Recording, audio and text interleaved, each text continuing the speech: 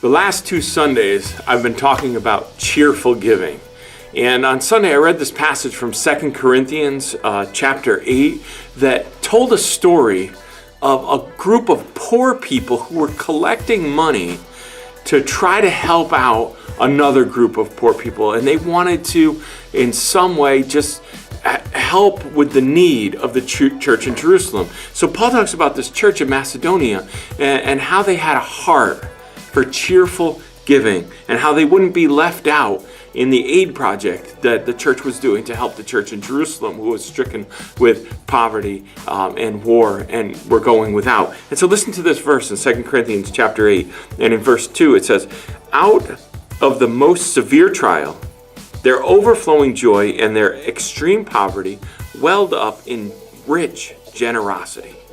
For I testify that they gave as much as they were able, and even beyond their ability, entirely on their own." The Apostle Paul was taking a collection to help the church in Jerusalem, and they mentioned it to the church of Macedonia, and then he's mentioning it to the church of Corinth. And as he talks about this offering, he says that the church in Macedonia, even though they were under extreme trial, even though they themselves were in poverty, the overflowing joy of their heart, even in extreme poverty, welled up into rich generosity. Rich generosity. Sometimes we think if I have excess, I could give it. If I had some excess, I would give it. If I had extra, I would give it. But that's not generosity. Generosity is not giving when you have extra.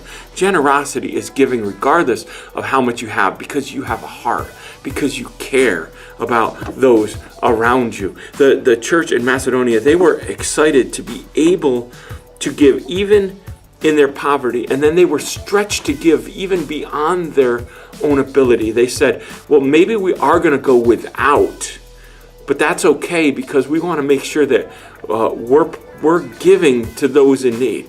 So we'll go without so that those that have even less than us, they can have something. And so this joy within their heart had a desire to go. And so today I want to talk to you just for a minute about the idea that in every blessing God has given you, there is a seed to be sown. In every blessing God has given you, there is a seed to be sown. Now, in order to do that, first of all, you have to recognize that God has indeed blessed you. So often we're just filled with a negative and we don't even realize that God has blessed us. But in every blessing God has given us, He's given us a seed to sow. You think you don't have as much as your neighbors. You think you don't have as much as those rich people. But stop, and instead of considering what they have, think about what you have. What you have is your provision that God has given you. And you can survive on it. You can get by on it, and it's blessed you. And if you would look at that with appreciation, you would see it and say, because God's given me this, what could I do to pass it on?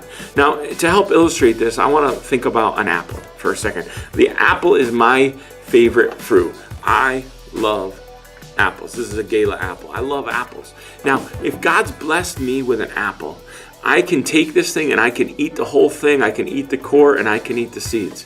But God's given me this provision to eat and to enjoy. But within every blessing God has given you, there's a part that's to sow. Now look at the inside of this apple. You see there's a seed inside there. There's a seed inside there. It's always better to sow the seed than to eat the seed. When God has blessed you, you could just, eat this whole thing and eat the core and eat the seeds. But a seed is better sown. Now, if I put that seed in the ground, it could potentially produce a tree that could grow and produce bushels and bushels and bushels of apples every year for decades and even a century. I used to work on an orchard. There were trees on the orchard that we would have to fill bins and bins of apples. We could pick 20 bushel or 30 bushel off of one apple tree. Now, I could just take this and say, you know what, this is mine and it's all mine. Or I could say that within every blessing that God has given me, there's a seed to be sown. And I could go plant that seed. I could give it. I could share it in the name of Jesus. I could give it as an offering to my church. I could support a missionary. I could help a poor family that I know it has a need or a special need. Within every blessing that God has given you, there is a seed to be sown. That seed is in a sense the sacred portion. And so you can eat the seed if you want, but you should plant that seed. I think we have to stop asking the question like, why did God and stop thinking that God gave me so much and it's all for me to consume. And we should start asking, why did God give me this? And how could I use this to bless someone else? And so today I really want to challenge you.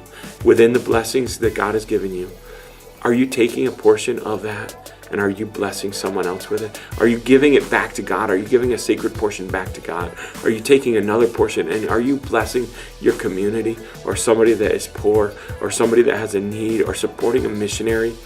Seeds are always better sown, and within that seed that you sow, there is the potential of exponential growth. Don't consume everything you have for yourself. The Macedonian church didn't. They were excited. And it says that when they gave out of their poverty, it welled up in rich generosity. It's better to be rich than to be poor. You can't be rich unless you give generously. And you don't give generously because you have a lot. You give generously because you give of what you have. God bless you and keep